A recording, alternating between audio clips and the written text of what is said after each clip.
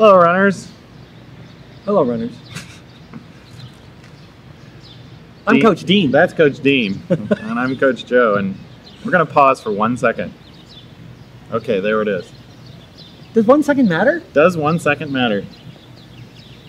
It's an interesting thing that you bring up, Dean. I wonder where this thought came up into your head.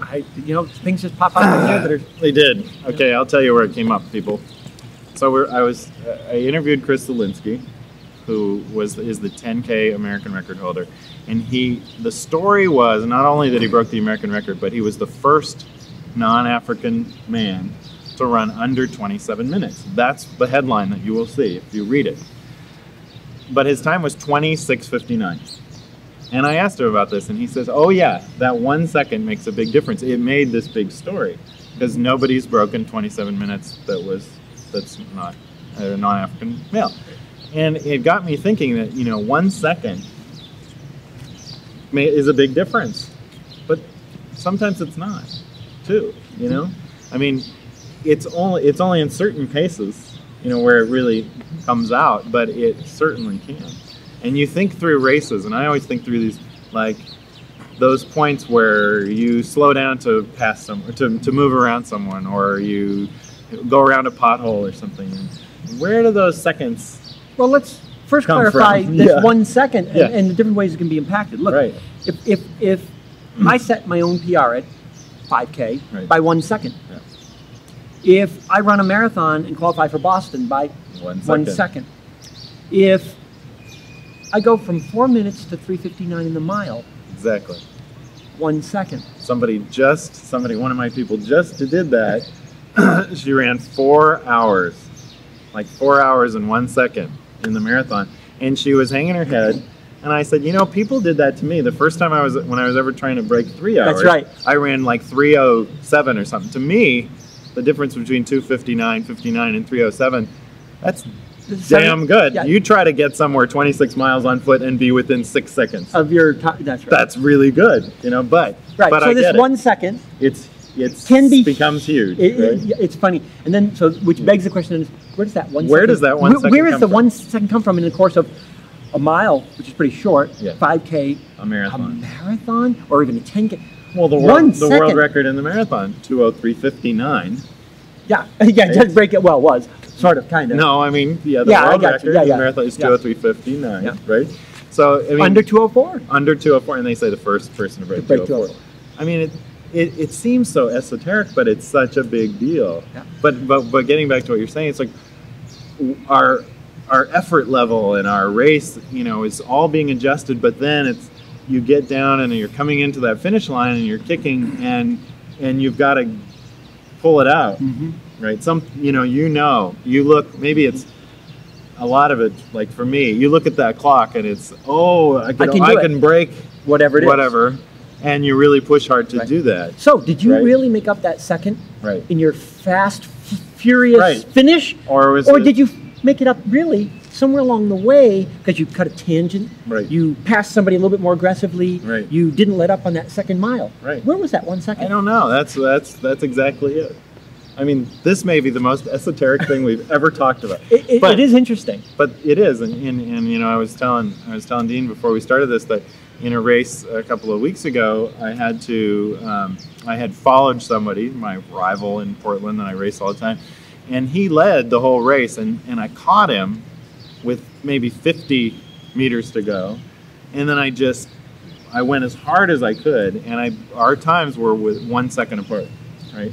And my effort, I think, if you look at the pictures at least, my effort at the end looks like I ran really hard. Yeah. But we ran an equivalent race. We finished about the same time. Right. He looks real smooth and like he's, coasting into the finish line, and I look like I'm killing myself. Somewhere I got that extra second. Right. But did you get the extra second? I did it because I wanted to beat him. Or did he lose that extra second by going out too fast? Well, that could be. Which, you mentioned, because he goes out fast. So, again, you think about this 1 second that can be psychologically enormous for us. Right. Breaking a PR, doing these different barriers. But where we get it could be any moment in a race. Right. And even though, yes, you had this great sprint, you didn't get it in the sprint. Yeah. You didn't. Why? Because it was 16 minutes and 30 whatever seconds somewhere in those 16:30 was when you gained that second. Right. And it could have been anywhere because it set you up. Those first 2.9 miles set you up for if the I had last. been, if I had not caught him, There you go. I probably would not have been working so hard to beat him at the end, right? Yeah, exactly. So one of the messages for people out there is your PRs come, and they might be by 1 second. You can't say I did it in the sprint or only because I finished fast. Your fast finish might have been a result of pacing correctly up to that point or going slow and saving energy. It could be many variables. It could be that you cut tangents on your corners, you followed someone into the wind and they broke the wind for you, on and on. But it was one step at a time. That's what we always say, one step at a time. That you broke that record or did whatever it was. And something that Dean always says is nobody beats me in the last mile, right? But you had to be set up to be there, to be in that, to not let someone beat you in the first place. You hit something really big. I'm working with a few high school runners right now, and they're looking for some big breakthroughs. And their problem is they go out at paces that they don't give themselves the opportunity to break that, be there, whatever it is. Yeah. And so the idea for them is we got to get them to, let's say, in a 2 mile, to lap 6. Right. No matter what, they got to hang in there. They got to do it because they got to give themselves the opportunity to try and finish hard, to break that record, or to do whatever it is. If they back off to us, they don't even have a chance. Right. So all the things that you, one step at a time, everything builds up to the culmination at the end of that race. That may get you that 1 second. Yeah. Or may not. Or may not. And if not, then you have to go back and say, now you start, of course, the analysis. Exactly. Where would I gain a second? Where would I gain a second? Well, and that's really even much more esoteric. That's where you start playing that game. Well, if I only did this, had not gone around that person, or if I'd run that corner a little narrower. But that becomes. But that's the game we play. Yeah. Unless you're on the track. We still play that game. You do. Yeah. Yeah. Think of the 4-minute mile. Think if everybody wants to break 4 minutes. There's a slew of them out there. But that 1 second. Yeah, it's true. Could be anywhere on those 4 laps. You swing wide on the second lap to pass somebody. What? Is that where you lost it? I always think about that when I start on the track, when I'm doing repeats. It's like, wow, I didn't get a very good start on that. Is that going to make that 1 second difference? And then again, you have to push it really hard at the end, and you go, oh, well, I got there, so I must have made it up somewhere. Right. Probably there at the end. Right. So it's a game of averages. It is. In some ways. That's correct. But we've talked about this before, that with elite runners in particular, it's about, as you're just saying, training to have the endurance to be there for the end. To give you the opportunity. They can springboard and I mean, these marathons. It goes back to your sprint finish. If you had made up the ground to give yourself the opportunity to sprint to the finish and beat your rival, it didn't matter. Yeah. You put yourself in a position to experience that. And you may have fallen flat on your face. You may have put up too much energy to catch him. Who knows? That wasn't the case, but you put yourself in the position to set a PR or beat him by a second. Right. That's right. You got to avoid cracking under those situations. Yep. You ever seen anybody crack? Lots. Have you ever done it? Never. Never. He would never admit to that on camera. I have. Yeah, I've had my moments.